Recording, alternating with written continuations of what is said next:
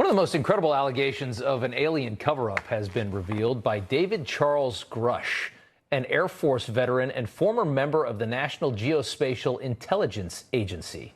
So he's no slouch.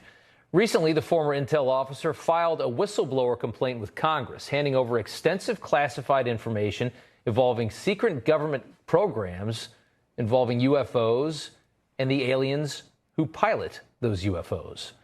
Grush claims the United States has obtained spacecrafts of non-human origin, both partially and intact, as well as the bodies of the pilots of those spacecraft, the alien bodies of the pilots. He claims there is a secret arms race between nations to reverse engineer the technology that's found aboard these spaceships.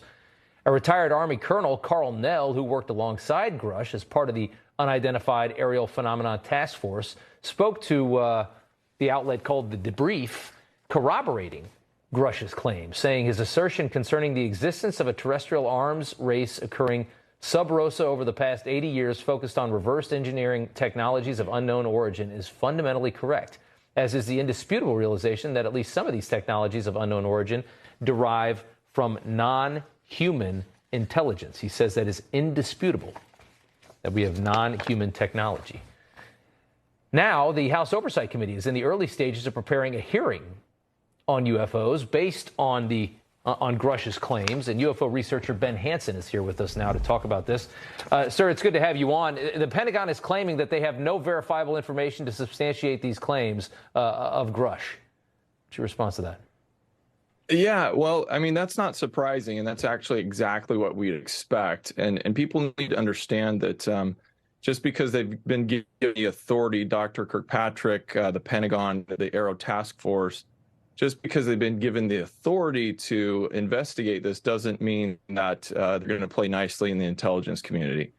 It really comes down to this kind of battle between the Title 10 and Title 50 authority, military being one, and then the intelligence community responsible for the other. So it seems as if they're not really forthcoming. They're not going to cooperate very easily, but Grush was tasked to actually go out and look into some of these crash retrieval alleged programs.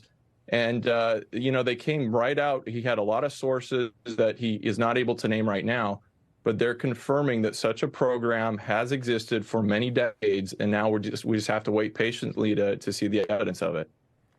I mean, he's saying that the United States government has recovered aircraft of non-human origin and the bodies of what piloted those spacecraft. I guess my question is, and that there's this, broad intergovernment, fight to try and reverse engineer this stuff. How on earth has that not leaked out, to a greater extent than just this story? I guess, how do you? They always say, like, if there's a conspiracy with a lot of people, how do you keep it a secret? Well, and I think you hit the nail right on the head, because I don't think that this involves a lot of people. In fact, they refer to such special access programs. They work in cells. I mean, I hate to relate it to a terrorist cell, but they're kind of cells where they're very small groups of people. The people have confided to me on how this works generally is sometimes they'll pull people from other air bases across the country. They bring them to work together for small amounts of time. So let's say you had a crash retrieval. So it's not, yeah. Yeah, they go by their first names, and so they don't work together with each other, so they can compare notes, and then they go home, and sometimes their superiors don't even know what they've been working on. They're not cleared to that level. It's the most fascinating thing in the world to me. It makes every other story that you cover in news so small to imagine that we would actually find life outside of this planet. I want to show you an incredible local news story from Las Vegas that's gone viral this week. Police officers see a light fall from the sky. And then several witnesses not only claim to have seen it, but also a couple say that they saw what was a large creature in the area when it fell into their yard, maybe 8-10 feet tall. Take a look at this.